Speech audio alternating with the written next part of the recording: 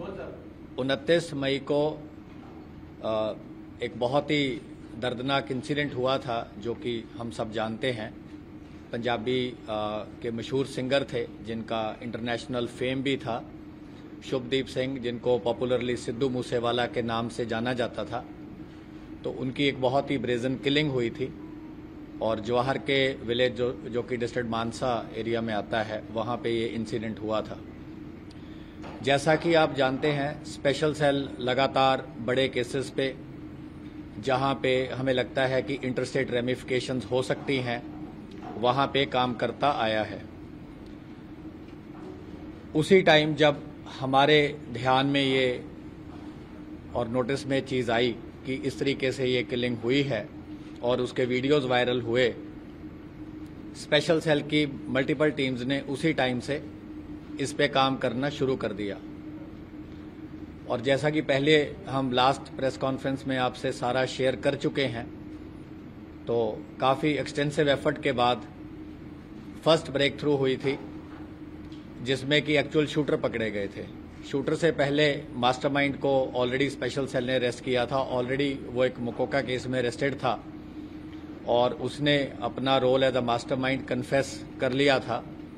लेकिन उसके बाद जो मेन एफर्ट था स्पेशल सेल का, मास्टरमाइंड पता चलने के बाद और इसकी इंटरनेशनल कॉन्स्पिरेसी पता चलने के बाद, था कि जो एक्चुअल शूटर्स हैं, जो सीन ऑफ क्राइम पे गए हैं, जिन्होंने एक्चुअल फायरिंग करी है और शुभदीप सिद्धू को गोली मारी है, उनको पकड़ा जाए।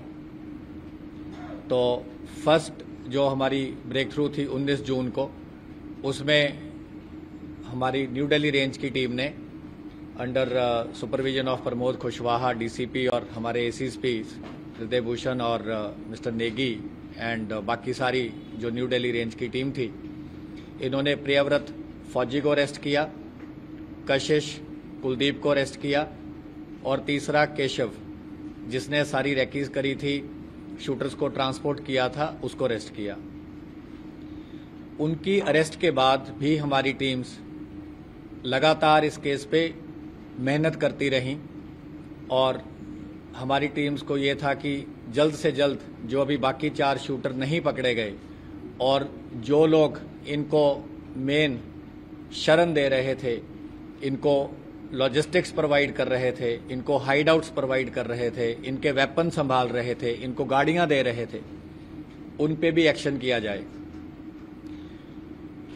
उसी के चलते कल देर रात तकरीबन 11 बजे के आसपास हमारी टीम, जो कि लगातार 6 स्टेट में इनके पीछे लगी थी, मध्य प्रदेश, झारखंड, उत्तर प्रदेश, हरियाणा, गुजरात और दिल्ली, इन सारी जगहों पे 1-2 बार हमारी टीम ने इनको मिस भी किया, लेकिन उन्होंने फिर भी अपना एफर्ट नहीं छोड़ा और पीछा करते रहे।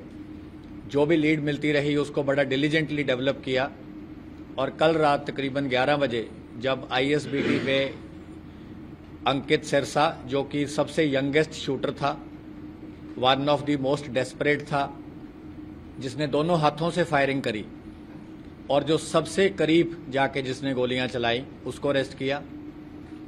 जो उसका साथी था सचिन भिवानी, इसको भी इसके साथ अरेस्ट किया गया। सचिन भिवानी ने इनको तमाम सपोर्ट प्रोवाइड करी। वारदात से पहले ये जब उकलाना मंडी में रुके, सिरसा डिस्ट्रिक्ट में रुके और फतेहाबाद में मूवमेंट हुई, तमाम जगह पे, और इंसिडेंट के बाद तोशाम में, फतेहाबाद में, पिलानी में, बाद में कच्छ एरिया में, उसके बाद जो 6 स्टेट्स मैंने आपको बताई हैं, उसमें भी जितनी मूवमेंट इनकी हुई, उसमें सचिन भिवानी और इसका एक साथी कपिल पंडित, इन्होंने मेन रोल प्ले किया। तो इनके साथ दीपक मुंडी भी था, जो कि अभी ऑन द रन है, एब्सकॉन्डिंग है, जो कि चौथा शूटर है। और उसके अलावा 2 शूटर्स का हम ऑलरेडी आपको बता चुके हैं।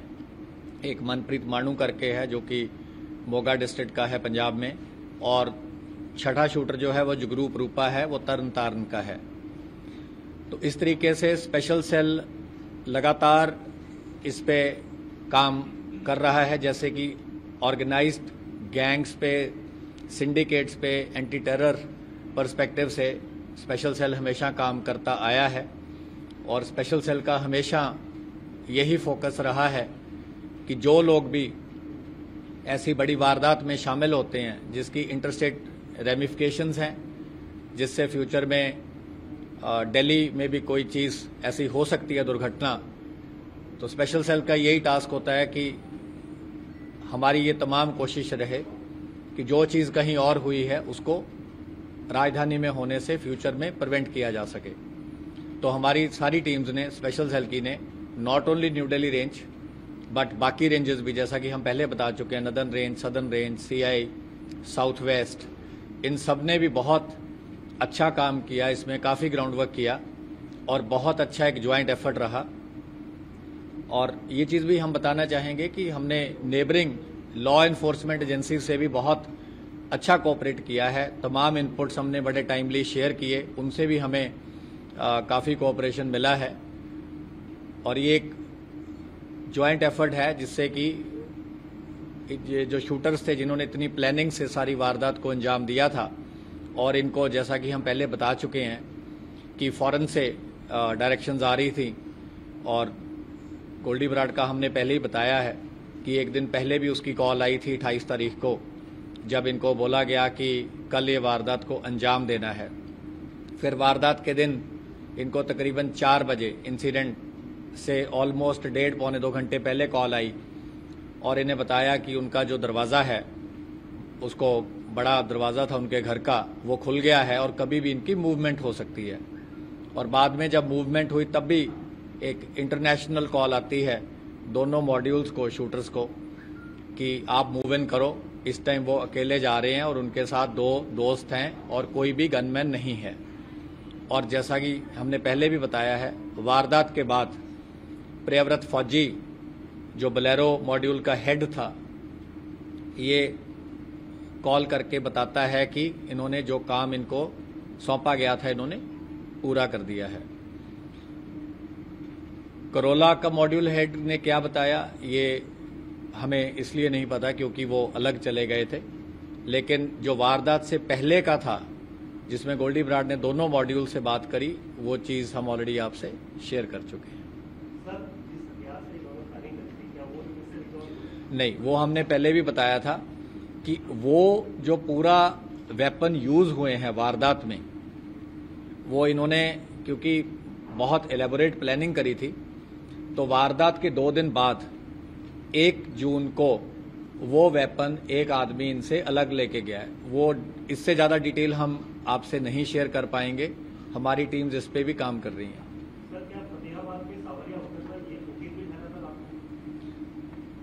सावरिया होटल में ठहरे थे, आपकी नॉलेज करेक्ट है, लेकिन उसकी ब्रेकअप हम आपको अभी शेयर नहीं करना चाहते। 4 शूटरों को पनाह दी थी, तो फतेहाबाद रुके, तोशाम रुके, पिलानी रुके, कच्छ रुके, मध्य प्रदेश रुके, बिलासपुर एरिया मूवमेंट हुई, यूपी रुके, झारखंड रुके, तमाम मतलब NCR में भी इनकी मूवमेंट हुई, हरियाणा उसके बाद दोबारा फिर मूवमेंट हुई। तो ये ऑन द रन रहे हैं। 29 मई को इंसिडेंट हुआ था और कल 3 जुलाई थी, तो आप ये अंदाज़ा लगा सकते हैं कि पिछले तकरीबन 34-35 दिन में इन्होंने 34-35 ही शायद लोकेशंस बदली। एक जगह में 1 या 2 दिन से ज़्यादा ये बिल्कुल नहीं रहते थे, क्योंकि इनको पता था कि इनको मल्टीपल टीम्स इनके पीछे हैं। तो ये काफ़ी इन्होंने जो कर सकते थे बचने के लिए इन्होंने किया। अंकित गया था। हमने आपको लास्ट टाइम भी बताया था कि प्रियव्रत फौजी जो था ये बिना मास्क के ये 2 से लेके 7 तारीख तक जून को ये गुजरात कच्छ एरिया में रुके। तो प्रियव्रत फौजी जो था ये बिना मास्क के घूमना शुरू कर दिया। वैसे तो इसने अपनी दाढ़ी जो थी, जो इसकी फोटो में सर्कुलेट फोटो हुई थी, वो काफ़ी उसको क्लोज कट करवा लिया था हुलिया चेंज करने के लिए, लेकिन क्योंकि इसके बाकी सारे साथी काफ़ी इस चीज़ से डरे हुए थे कि इसकी गलती के कारण वो भी पकड़े जाएंगे। तो जो दीपक मुंडी था और ये अंकित सिरसा था, ये अलग हो गए। कपिल पंडित अलग हो गया, सचिन भिवानी अलग हो गया। वो जो आप पूछ रहे हैं, देखो उसमें तो बड़े बार इन्होंने कॉम्बिनेशन चेंज किए। कभी कोई किसी के हाइड आउट पे आ जाता था, कोई कहीं चला जाता था। मतलब ये तो अगर ये बताने लग गए तो फिर 15 मिनट इसी के लिए चाहिए, तो इसका कोई फायदा नहीं। सर, पंजाब पुलिस की वर्दी भी इनके पास थी, तो क्या वो भी इनके प्लान में था कि बचने के लिए एस्केप रूट इस वर्दी को पहन के इस्तेमाल करना था?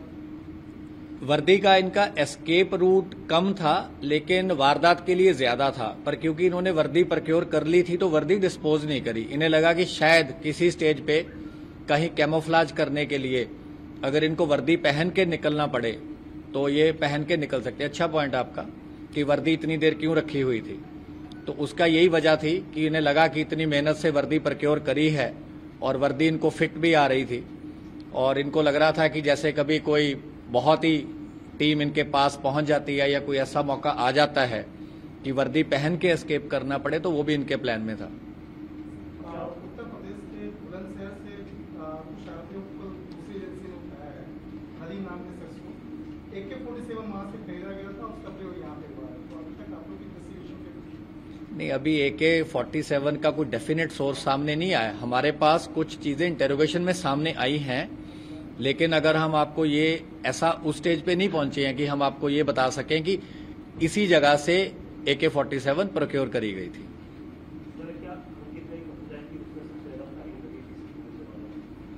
अंकित काफी डेस्परेट था। ये यंगेस्ट है, इसकी उम्र तकरीबन 18.5 साल है। तो ये दोनों हाथों से इसने वेपन पकड़ के फोटो वगैरह अपनी खींचवा रखी हैं। एक वो बुलेट्स को ग्राउंड पे रख के मूसेवाला लिख के इसने फोटो भी खिंचवाई हुई है। अप्रैल के महीने इसने 2 वारदातें करी हैं। लॉरेंस बिश्नोई के भाई के कहने पे 2 जगह फायरिंग करी है। तो वो चीजें अभी हम आगे उसकी इन्वेस्टिगेशन कर रहे हैं। सर, कौन सा गैंग हाँ जी, गैंग कौन सा है? क्योंकि अलग अलग गैंग का नाम सामने आ रहे हैं, इनका भी अलग गैंग है, तो ये इसी मॉडल इसी से जुड़े।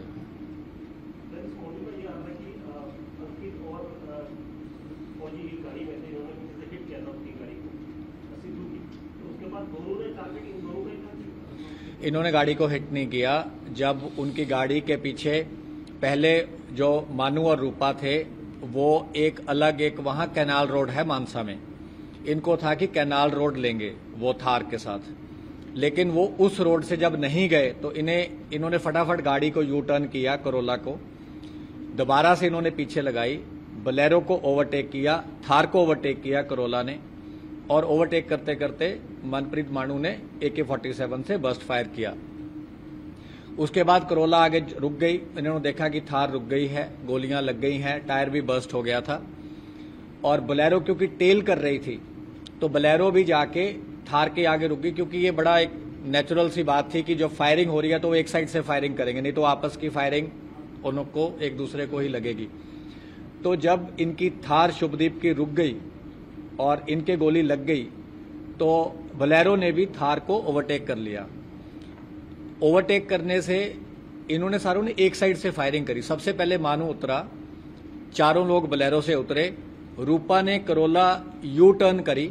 यू टर्न करते हुए जो करोला का एक दरवाजा था वो बोलेरो के साथ टकराया, जिसकी वजह से जब ये मौके से भाग रहे थे तो इनकी गाड़ी का दरवाजा भी बंद नहीं हो पाया था। उसका वजह यही थी कि जब वो यू टर्न कर रहा था तो बोलेरो की एक साइड और करोला की एक साइड आपस में टकरा गए थे, और रूपा एंड में उतरा, क्योंकि पहले गाड़ी उसने यू टर्न करी, यू टर्न के बाद उतर के उसने फायरिंग करी।